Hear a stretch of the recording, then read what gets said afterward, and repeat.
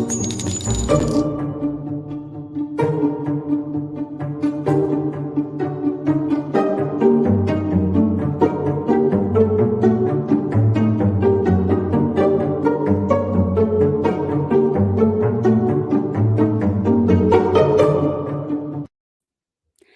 everybody. Welcome to True Crime Paranormal with the Psychic Sisters. I'm Christy Brower, and I will be your host this evening. So, welcome to our Wednesday night case updates show. I am flying solo tonight as Katie is off at a softball tournament for her daughter. For those of you that listen or watch regularly and who might be a little invested in Mars' career in softball, her team is currently 2-1 and she's playing very well. So, lucky them, they're in Arizona where it's nice and warm. I'm in Idaho where it's really damn cold. So, I'm jealous. Welcome to this live stream. If you are on Facebook or YouTube and watching live, feel free to jump into the chat room. I would be happy to see you there. Welcome. Letters from an Introvert tells us, just a cool FYI, I will be watching you on my VR headset. Should be a fun experiment. Well, I hope I'm not terrifying in VR. I have no idea what to think about that. But welcome. Letters, welcome. Amy, Corin. Let's see. I am on a screen as big as a movie theater. Wow. That's pretty interesting. I hope you're enjoying. That's very interesting to think about watching YouTube on VR. I've never done that before. So it is Wednesday. We do have some case updates. I will say the last couple of case updates have been intense.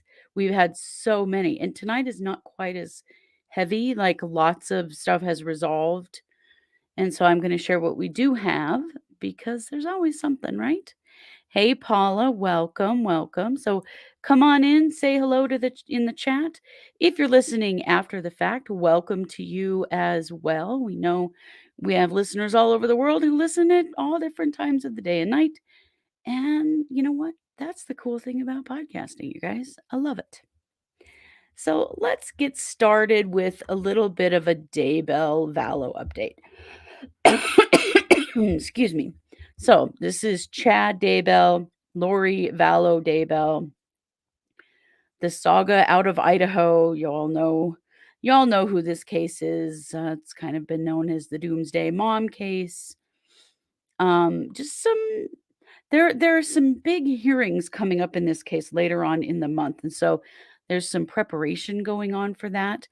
And John Pryor, who is Chad Daybell's attorney, has literally filed a wish list with the court. Let me tell you about it.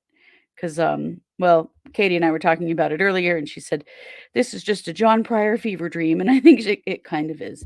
So he filed a whole bunch of things yesterday, a couple of motions to seal. And we know that right now, or just recently, there was a new update in Lori's competency status. We have no idea what that update said because it is all sealed. But there has been one, and we've not heard from anyone that she's back at the jail in Madison County. So we're pretty sure that means that she's not spiffed up and ready to go to court quite yet. Welcome, Barbara, Lindsay, GB, Cranky, Moonbeam, JR. Hello, welcome, welcome. But here are some of the things going on in Chad's case. So later on this month, there are some hearings with some really, really important stuff happening. But here are some of the things that John Pryor has filed. One is to dismiss the indictment due to failure to SEAN an impartial grand jury. I don't know what that means. To Sean an impartial grand jury. Oh no. Has he forgotten his Grammarly yet again? Anyway, I think it was supposed to say screen. To dismiss the indictment due to failure to screen an impartial grand jury, which, what does he know about the grand jury? It was a secret, right? He's also filed to disqualify the special prosecutor, set aside the indictment, and strike the death penalty. All things he doesn't really have any power to do, but he's going to ask for all of these things basically because it's his job and also because he's John Pryor. To disqualify the, let's see, oh no, to disqualify the prosecuting attorney. Here we go. Forever trying to get rid of the prosecutor yet again. Oh, hey, in the chat there, Jessica, Stephanie, RJ. Nice to have you all there. Right. Pryor is kind of taking lessons from Mark Means right now because this is like, this is a lot. To disqualify the out of state prosecuting attorney, set aside the indictment, and strike the death penalty. He's filed that one twice. Oh, no. One is to disqualify the special prosecutor. That's Prosecutor Wood. And then to disqualify the out of state prosecuting attorney. That's Prosecutor Smith. And then there's just to disqualify the prosecuting attorney, and that's Leslie Blake. So he wants to disqualify all of them. He's really on a run here. He wants disclosure of homicide and death penalty cases that prosecutor Rachel Smith has served on as counsel or worked on in pro hac vice or consulting capacity. Also, I don't think for 1 second has any right to any of that. But he is, I don't know, just throwing things at the wall. Pryor is not death penalty qualified. No, he definitely isn't. And that's one question everyone has is what the hell is he still doing on this case? He is ridiculous cranky, I agree. But this is all the stuff he's going to throw it all at the wall and see if anything sticks. So that is coming up at the end of the month where those questions will be answered by the judge. I think most of them will just be not even hardly addressed. Like, he's tried to get the prosecutors disqualified several times unsuccessfully. He has no evidence to make that happen.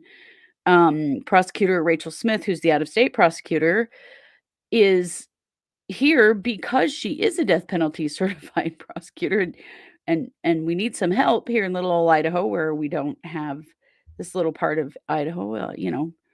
Death penalty cases not a common thing for us, and she's already been appointed by the court, and yes, taking a page out of the Morphew defense playbook. Yes, trying to discredit anything he can because there's no actual defense in this case. Like, how you can defend the bodies of children turning up buried in your own backyard.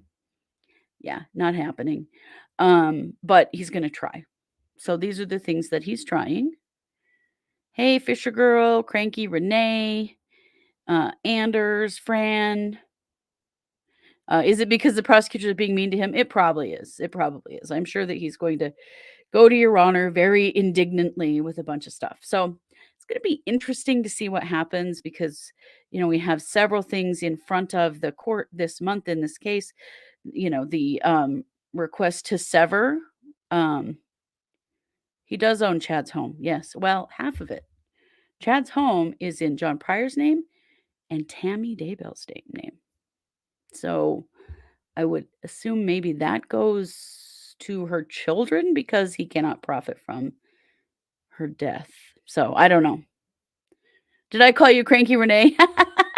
I didn't, but it kind of works out that way. How long do you think they will let Pryor continue? Well, here's the thing.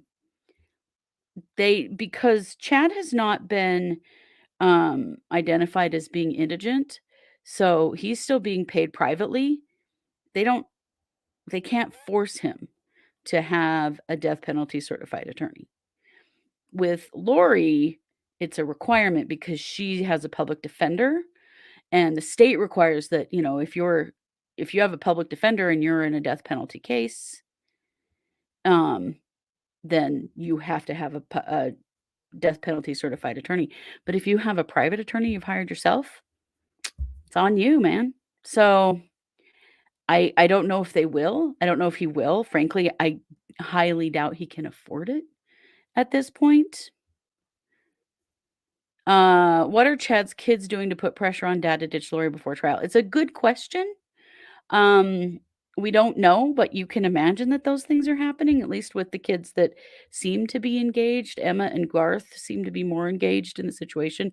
I would think because when they've been interviewed, that's exactly what they've said is that this was all her, and so I'm sure that's what they're trying to get him to do, but it hasn't happened yet. Where's Chad still getting money from? Well, he owns the house and whatever money was left of Tammy's life insurance, because that hasn't been seized yet because that's part of the charges that he's facing.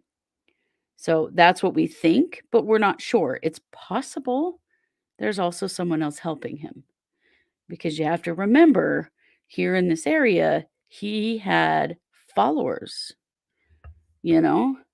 And wow. Hi, Herb. Bye, Herb. What a jerk. Apparently, I look like a libtard. I didn't know that was a thing to look like, but whatever. Someone in the chat being a jerk. It's possible, um, you guys, that there could be somebody right here in this community where I live that is supporting him. We don't know for sure, but he definitely had followers. Are any of those followers left even privately supporting him?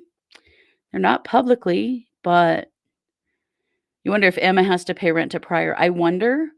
I don't know. Pryor only owns half the share in the house, so yeah, I agree that Chad is has to be running out of money at this point. I can't imagine that he could afford a an attorney that that is death penalty certified at this point. Oh, thanks, Moonbeam. It's okay. When you've been on YouTube a while, you get pretty used to trolls. Yeah, how can anybody support that murderer, right? But if there are still people in this community who are buying into their story, buying into their prophetic stuff, um, then it could happen. I'm not saying that it is or isn't because I'm not sure, but it's something that I have long thought could be a possibility and might be why he is still um, has an attorney that he's paying for out of pocket at this point. So, we're gonna see later on this month, we're gonna see the severing of the trials addressed finally. We're gonna see these all of these requests to dismiss the case, to dismiss the prosecutors, disqualify the prosecutors, all that dumb stuff. We're gonna see all of that. I think we're also gonna see the potential that instead of moving the trial, that we bring jurors in from another county that have been sequestered. That's gonna come up. So, this is all stuff that's coming in just the next couple of weeks, and Katie and I will be live streaming those hearings, and we'll definitely be talking about all of them, but there's just a lot being filed in preparation for all of that right now. And it appears to me that that John Pryor just sat down and thought of all of the scenarios in which possibly he could get this case dismissed against Chad, as ridiculous and unlikely as it is, and he filed all of them because that's what it looks like. Chances are good he's not going to get any of those, though. Really, there's no grounds for any of it. And last week we did share some of the filings around the severing of the trials. And, Pryor's brief was real light on actual evidence and actual proof of prejudice, and so I think it's gonna be unlikely we see that too, unless something comes out in the hearing that is much more egregious than what was in, the brief he filed. There just isn't really anything there. So, we're gonna see what happens, but finally there may be some actual movement in this case, which would be nice. But as far as we can tell, Lori is still just very much in a hospital, even after this latest uh, evaluation. It's been 6 months. If she were getting close, that I think we'd see some movement, but it doesn't appear that she is at this point. Yeah.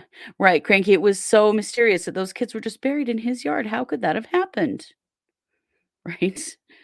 Yeah, those poor jurors, if they have to be sequestered for a possible 6 to 8 weeks.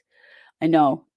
It will be rough, especially If they live in Ada County, which is the Boise area, it's 5 hours from here. This is a very that's the biggest, like, most metropolitan area in the state of Idaho. Things get way smaller and much more limited over in this part of the state, and yeah, it'll be really not fun. So, we'll see what happens with that jury, but that is my prediction, is that they're going to agree to that because the cost difference is so significant that sequestering a jury and bringing them here rather than moving the entire trial across the state is it's a huge difference financially. Hopefully, none of the 144,000 will be seated on the jury, right? Hopefully. Um, I there's gonna be some significant screening. I'm very curious to see how they screen the jury. But going to Ada County for the jury, very different population of people, much more diverse and not so sympathetic in some ways. Although I would think at this point, people here are not sympathetic. People are pissed at these people. A jury here would be biased against them. It wouldn't just be neutral. So, I don't know. We'll see. Very curious. Um, you think there's some malingering? I don't the reason I don't think there's any malingering is because she's in a state hospital with doctors and clinicians whose job it is to determine malingering, and they've had her for 6 months. You can't keep up an act and maintain for 6 months. I just don't think she's malingering. I really think that she is delusional, and until she can at least accept what she is charged with and participate in her defense on some meaningful level, they just cannot, release her.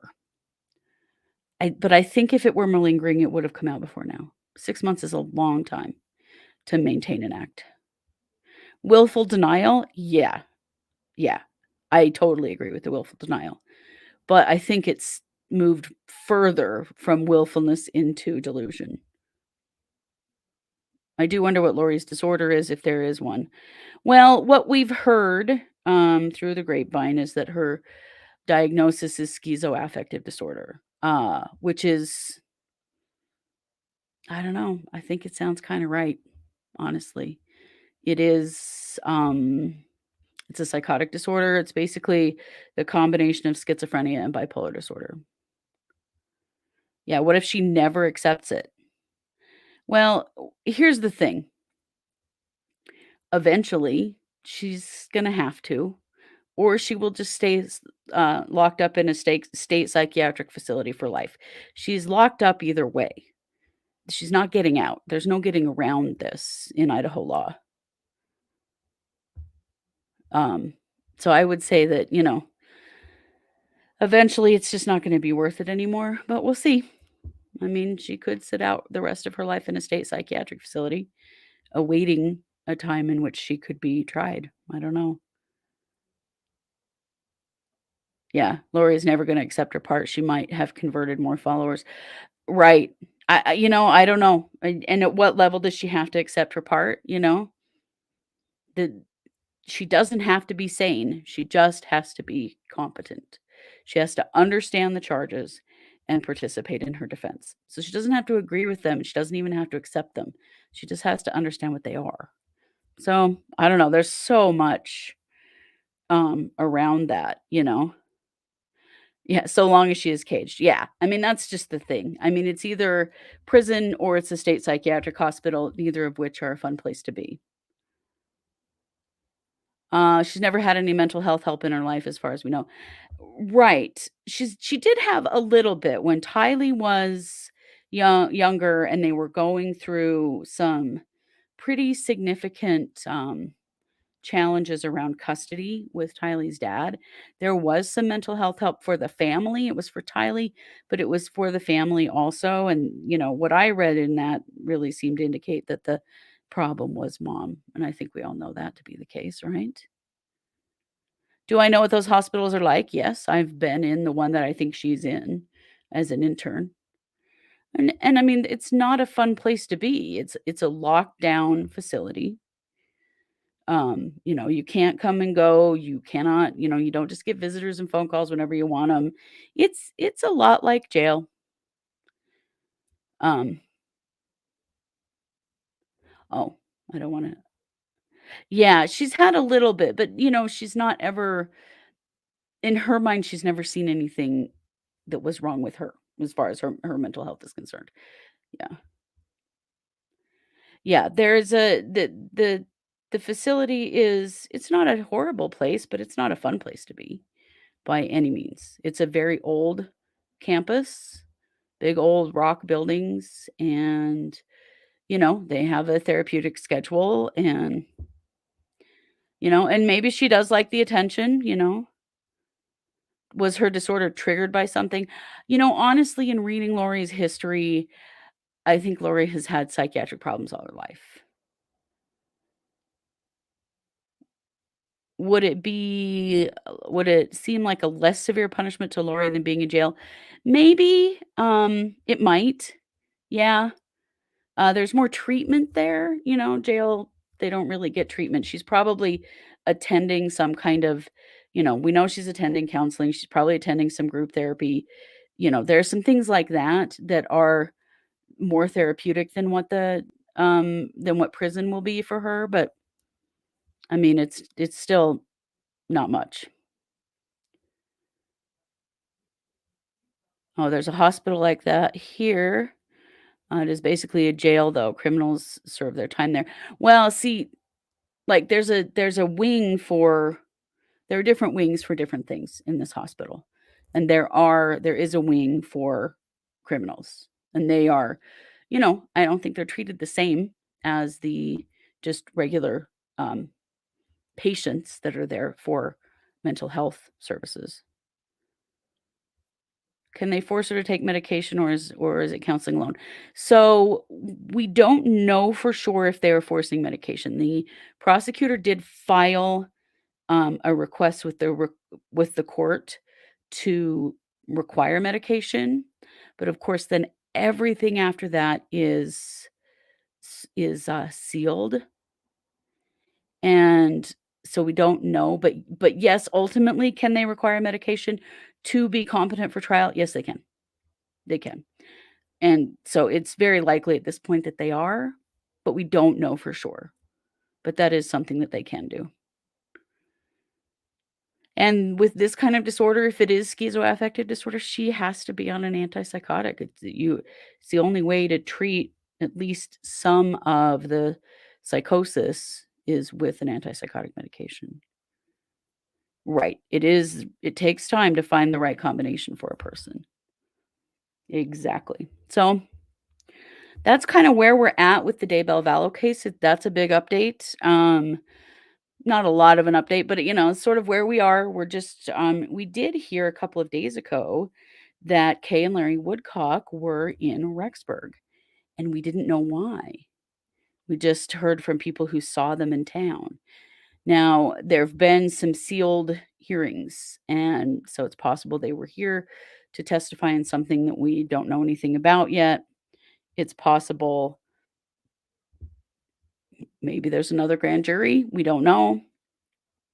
There's a lot going on behind the scenes right now because everything with her is sealed, and that's really hard. I feel like we know less because of that, but we're gonna learn a lot by the end of this month when,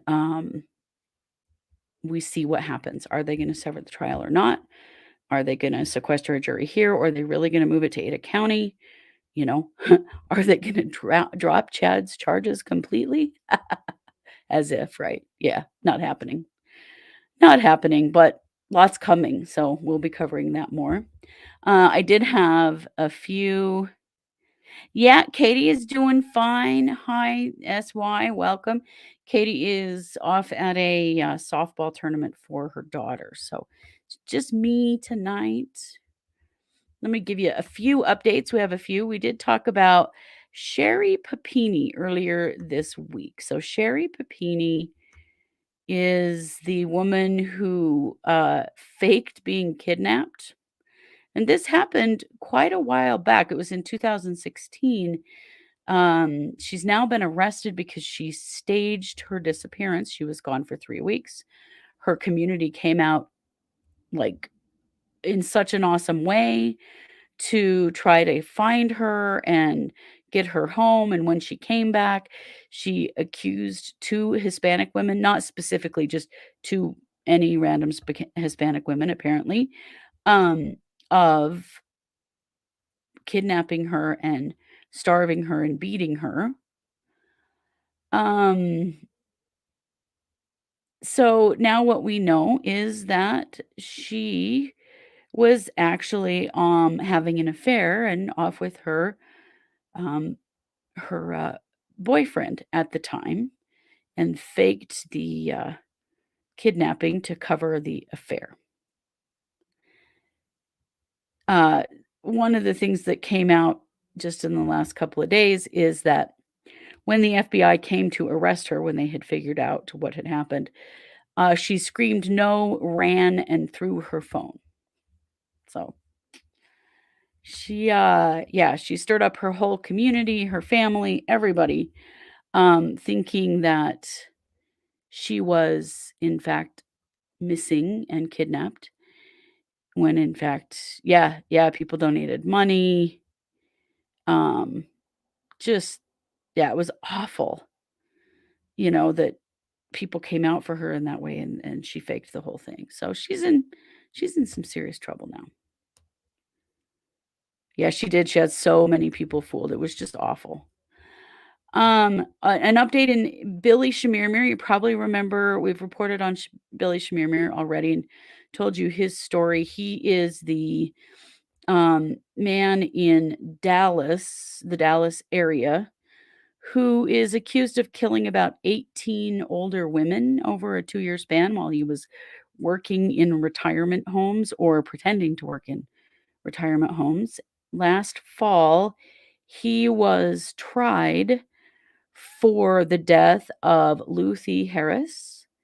That and it's this is the only death that he's actually been officially charged in and tried for, and that resulted in a mistrial.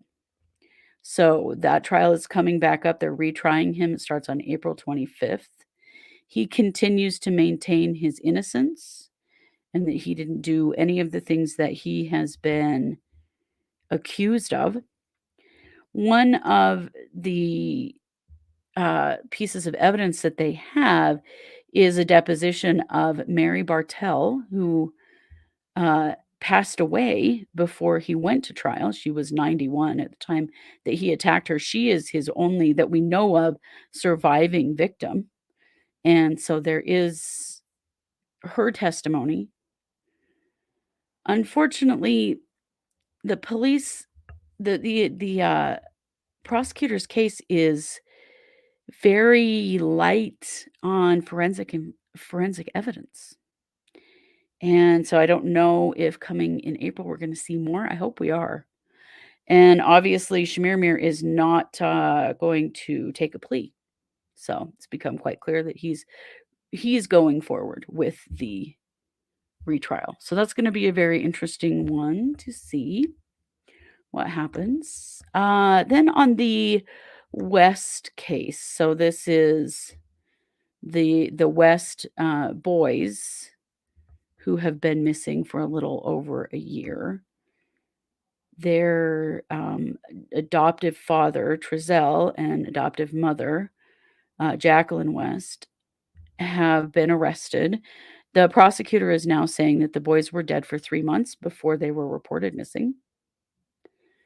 And what's happened now is that the judge has issued a gag order in this case, so it bars all attorneys, their investigators, and law enforcement from speaking publicly about it. That also applies to witnesses and court personnel who have access to reports filed in the case. So they were indicted through grand jury. So there's a lot of information out there that we have to be really careful about because there's literal like evidence for trial in those grand jury documents, and So the judge is just trying to really protect the evidence. So we're seeing a gag order in that case. Scott Peterson, if you can believe we're still dealing with this Scott Peterson thing.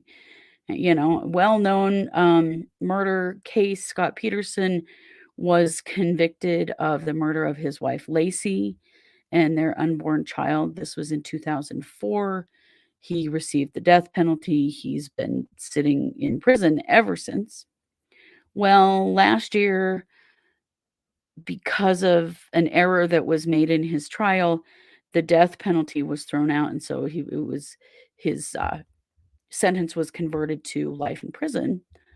Well, now they are looking at potential misconduct of a juror that, if this goes through, could result in a new trial for Scott Peterson.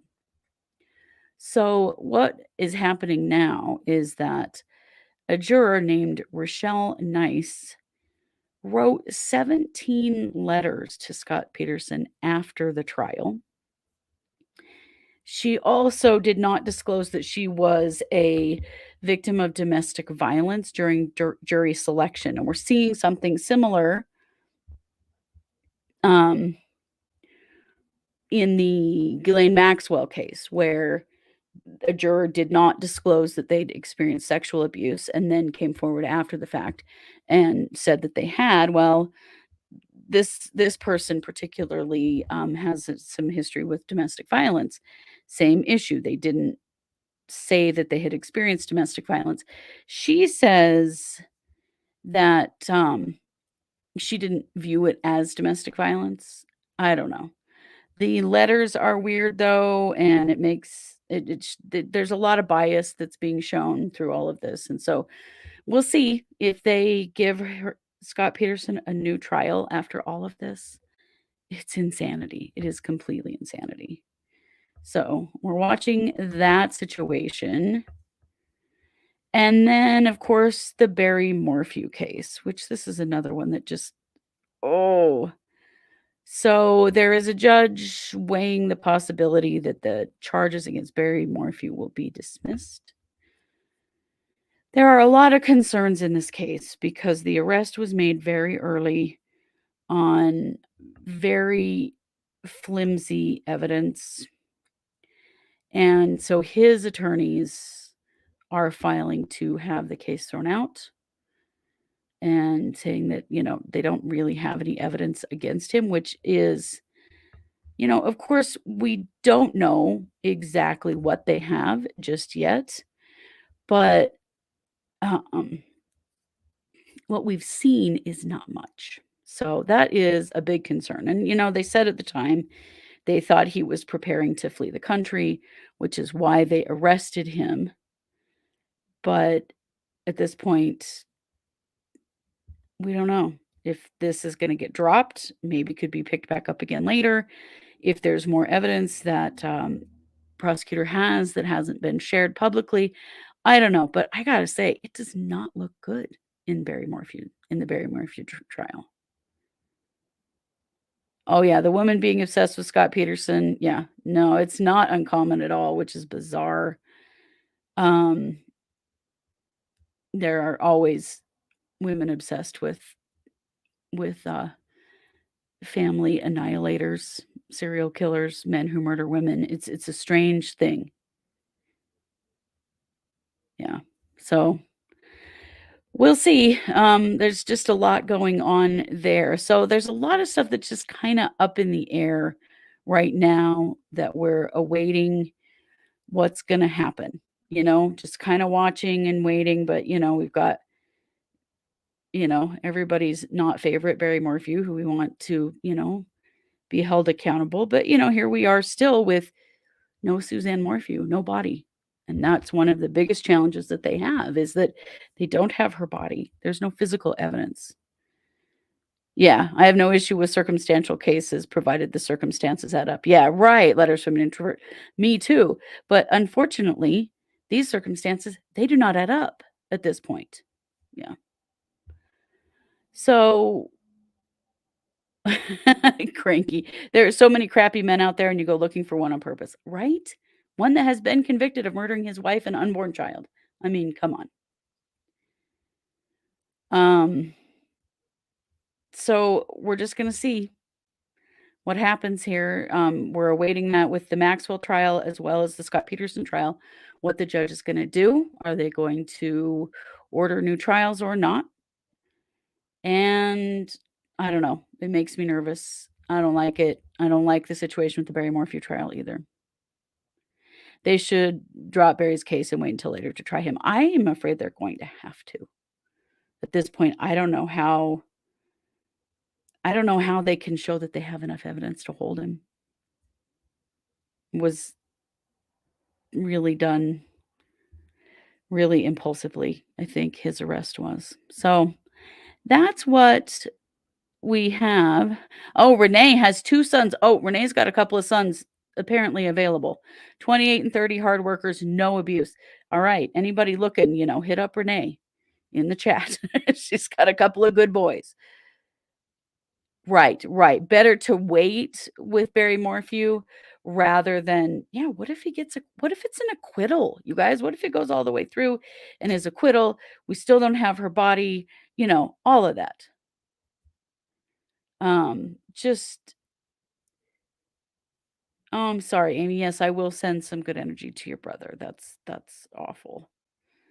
But yeah, I agree 100% that we should be, waiting until we're sure. It's just like all of this jockeying in the Daybell Vallow case gets frustrating, but it's important because we need to make sure that all of their rights are protected and that all the ducks are in a row so that when they are convicted, those convictions stand up and they stay in prison where they need to be to keep everybody safe. So, that is everything I have for you tonight. I will be back tomorrow night with the psychic hour. I did have a guest that fell through, and so I don't know what I'm doing yet, or I would tell you, but I will be here, and that's at 7 p.m. Mountain. If you have not already, check out our 3 episodes from this week. There's no new news on the Delphi case. No, I've been watching, and there was that little bit of hit on the potential social media stuff, and there's not been anything else happen. I wish there was. Thank you, Lydia. I appreciate it. If you haven't checked out our episodes this week, do. We had some doozies this week, you guys. And today's episode that came out on Wednesday, well, we laughed our asses off over something that hopefully y'all find funny. If you haven't watched that yet, definitely do. And as always, we ask that you like, subscribe, share, do all the things because that just helps us to grow and to reach out farther into the world. So I will see you tomorrow night at 7 p.m. Mountain for the Psychic Hour. And you know it. This is True Crime Paranormal with the Psychic Sisters. Thanks for being here.